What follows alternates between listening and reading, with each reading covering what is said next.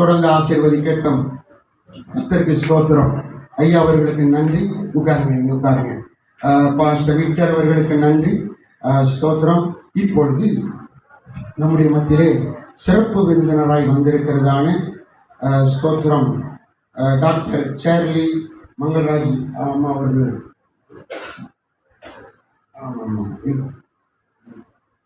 மங்கள்ராஜ் சேர்லி மங்கள்ராஜ் அம்மா அவர்கள் இப்போது நம்முடைய மத்தியில் சில வார்த்தைகளை சொல்லி ஒரு பாட்டு பாடுவாங்க. அவங்க இன்னைக்கு வந்திருக்கிறது எனக்கு ரொம்ப சொல்கிறாங்க. பாஸ்டர்கிட்ட சொன்னேன், ஐயா அம்மா வராங்க அப்படின்னு சொன்னேன். அம்மா இது வரைக்கும் எங்கள் வீட்டு கூட வரல. நீங்கள் தான் பாக்கியவாங்க. எங்கள் ஊழியர்களுக்கு கூட வரல. ஆனால் உங்களை ரொம்ப நேசிக்கிறோம். அல்லேலூயா.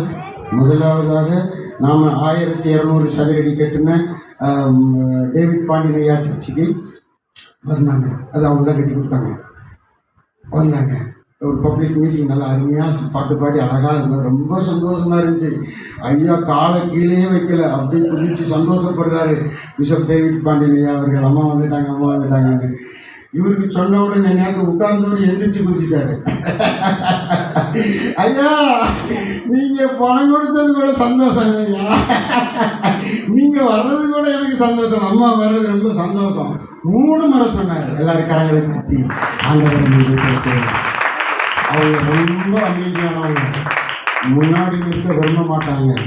மறைந்திருந்து கர்த்தரை மகிமைப்படுத்துவார்கள். சிறப்பாய் பாட்டு பாடுகிறார்கள். சிறப்பாய் ஆண்டவரை கனம் பண்ணுகிறார்கள். எனக்கு ரொம்ப சந்தோஷம். காரணம் என்னென்னா, எங்கள் ஐயாவுக்கு துணை இல்லையா. எங்கள் ஐயா நம்ம ஐக்கியத்தில் சேர்ந்தது முதல் ஆண்டவர் ஐயாவை பல காரியத்துக்கு நம்ம ஐக்கியத்தில் பயன்படுத்தி வருகிறார். அநேக ஊழியத்தின் எல்லைகள் விரிவாகி கொண்டிருக்கிறது. ஆமென். இப்பொழுது அவர்களுக்கு சால்வை அணிவித்து கனப்படுத்தும்படியாய் நாங்கள் விரும்புகிறோம். பாஸ்டர் கிப்டா அவர்களும் பேரம்மா ஸ்டெல்லா அவர்களும் வந்து அவர்களை கனம் பண்ணுவாங்க. கர்த்தருக்கு ஸ்தோத்திரம். 2 பேரும் முன்னாடி வந்து கனம் பண்ணும்படியாய் வேண்டிக் கொள்கிறேன். அம்மா அப்படின்னு ஒரு அந்த சைடு வந்துங்க, ஒரு இந்த சைடு. தெபராமா பாஸ்டர் தெபராமா வாங்க. வாங்க. 3வது பாஸ்டர் அம்மா. கர்த்தருக்கு ஸ்தோத்திரம். கொஞ்சம் வந்துடுங்க. அம்மா கூட நின்றுக்காங்க. ஸ்தோத்திரம். எல்லாரும் கரம் தட்டி இப்பொழுது அவர்களுக்கு கிறிஸ்துமஸ் நல்வாழ்த்துக்களை தெரிவித்து எங்கள் சபைக்கு வந்ததற்காக நன்றி செலுத்தி எங்களுக்கு இந்த பணத்தை செலுத்துகிறோம். நீங்கள் இப்பொழுது ஒரு சில வார்த்தைகளை சொல்லி ஒரு பாடலை பாடி என் தேவனை மகிமைப்படுத்த நாங்கள் அன்பாய் வேண்டிக் கொள்கிறோம்.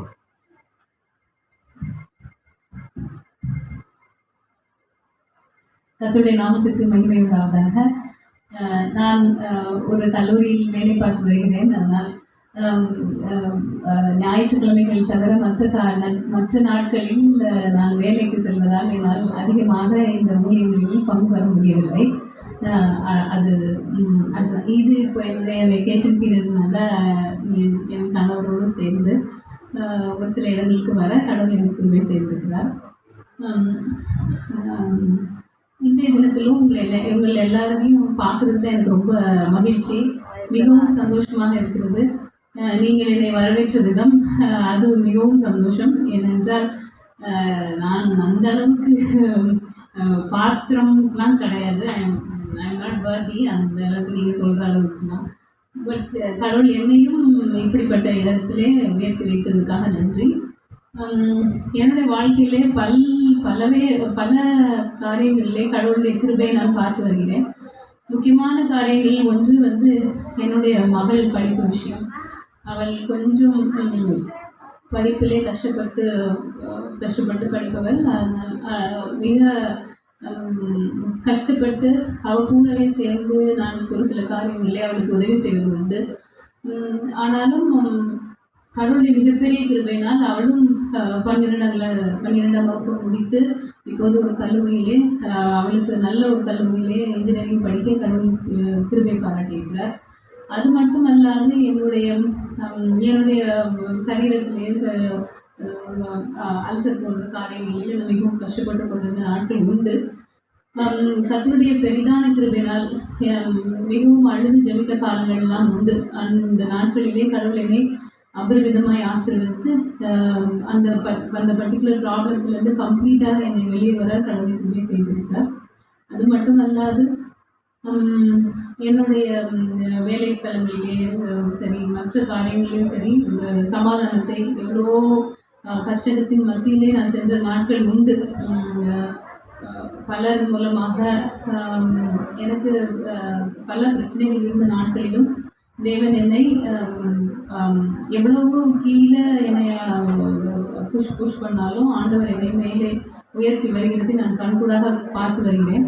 அதனால் இதில் நான் உங்களுக்கு என்ன சொல்ல விரும்புகிறேன் அப்படின்னா, ஒருவேளை நீங்கள் தாழ்த்தப்பட்டு, இல்லாட்டி உங்கள் குடும்பங்களிலே நீங்கள் ஒதுக்கி வைக்கப்பட்டு, இல்லாட்டி இவங்களுக்கு ஒன்றும் தெரியாது, உங்களை பழி வாங்கவோ இல்லாட்டி உங்களை தாழ்த்தணும், உங்களை ஒன்றும் இல்லாமல் பண்ணணும் அப்படின்னு நினைக்கிறாங்க அப்படின்னா, கடவுள் உங்களுக்காக போராடுவார். யுத்தம் கர்த்தருடையது, பழி வாங்குவது என்னுடையது அப்படின்னு கடவுள் சொல்லியிருக்கிறார். உனக்கு எதிராக பாளையம் இறங்கினாலும் நம்ம ஒன்றுமே பண்ணாது. உன் வலது பக்கத்தில் 1000 பேரும், உன் பக்கத்தில் 1000 பேரும், உன் வலது பக்கத்தில் 10,000 பேர் விழுந்தாலும் அது உன்னை அணுகாது அப்படின்னு சொல்லியிருக்கிறார். ஸோ நமக்காக கடவுள் யுத்தம் பண்ணுவார். நம்ம ஒரு ஒரு வெற்றியாளராக தான் நம்ம வருவோம். அதனால் உங்களுடைய வாழ்க்கையிலையும் உங்களுக்கு பல பிரச்சனைகள் வரலாம். ஒருவேளை உங்கள் குடும்பங்கள்லேருந்து வரலாம், இல்லாட்டி உங்களுடைய சொந்த பிள்ளைங்க மூலமாக கூட உங்களுக்கு பிரச்சனைகள் இருக்கலாம், இல்லாட்டி உங்கள் வேலை ஸ்தலங்களில் ப்ராப்ளம் இருக்கலாம், இல்லாட்டி உங்களுக்கு சரீரத்தில் ஏதாவது சுரபீனம் இருக்கலாம், இல்லாட்டி உங்களுக்கு வெளியில் இடங்களில் நீங்கள் எதிர்பார்க்குறாது வெளியில் இடங்கள்லேருந்து கூட உங்களுக்கு ப்ராப்ளம் வரலாம். அதாவது பக்கத்து வீட்டுக்காரங்க போல ஏதோ ஒரு வகையில் உங்களுக்கு பிரச்சனைகள் வந்தாலும், நம்மளுக்கு ப்ராப்ளம் பெரிய மலை போல இருந்தாலும் அதை பனி போல மாற்றுறதுக்கு கடவுளால் முடியும். அதனால நீங்கள் எந்த மனம் சோர்ந்து போகாமல் நீங்கள் உற்சாகமாக முதல்ல நீங்கள் ஜெபம் பண்ணணும். ஜெபம் பண்ணாலே பாதி ப்ராப்ளம் சால்வ் ஆகிடும். டெய்லி பைபிள் வாசித்து ஜெபம் பண்ணி நீங்கள் கடவுளுக்குள்ளே இருக்கும்போது உங்களை யாரும் எதுவும் பண்ண முடியாது. அதுவும் இல்லாமல் இந்த தினத்தில் நம்ம பிறப்பின் பண்டிகை கொண்டாடுகிறதுனால நான் ஒரு பாட்டு பாடணும்னு ஆசைப்பட்டேன். உங்களுக்கு தெரிந்த பாடலாக இருந்தால் நீங்கள் என் கூட சேர்ந்து நீங்கள் பாடுங்க.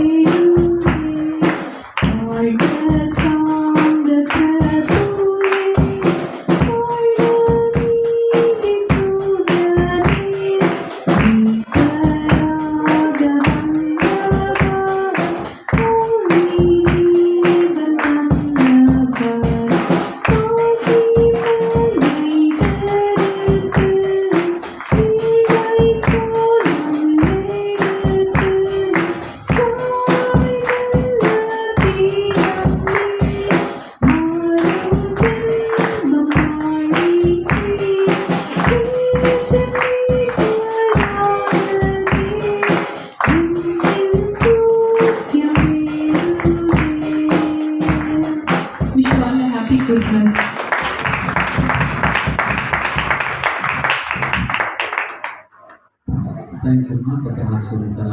ஹல்லேலூயா, ஹல்லேலூயா. இப்போ பிள்ளைங்க ஒரு சின்ன ஸ்கிரிப்ட் ஒன்று போட போகிறாங்க. ஸோ ஒரு 5 to 10 நிமிடத்துக்குள்ள ஸ்கிரிப்ட் முடிச்சாங்க நம்ம தேவ செய்தி நம்ம கேட்க ஆயத்தமாக இருக்க போகிறோம். கர்த்தருக்கு மகிமை உண்டாகட்டும். அது நடத்துவங்க டக்குன்னு கொஞ்சம் அந்த கைட் பண்ணணுமா கை சொல்லலாம்.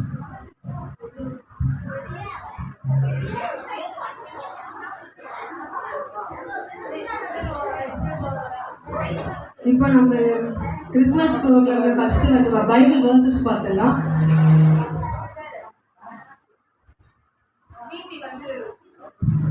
ஸ்வீட்டி வந்து பைபிள் வேர்சஸ் சொல்லுவாங்க.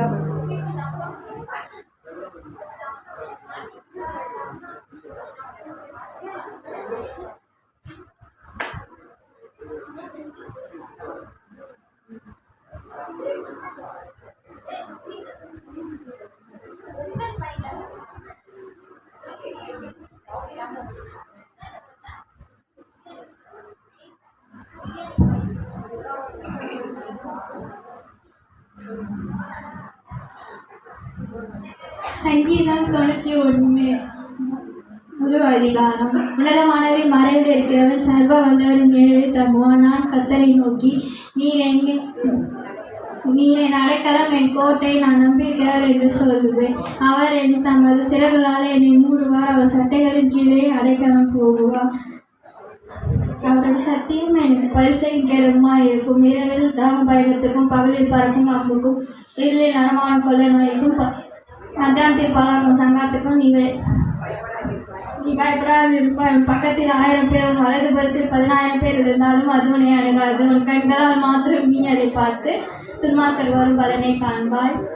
நீ எனக்கு அடைக்கலமாக இருக்க உன்னதமான கர்த்தரை நீ தாபனமாக்கி கொண்டாய். ஆகையால் பொல்லாப்பு உனக்கு நேரிடாது, வாதை உன் கூடாரத்தை அணுகாது.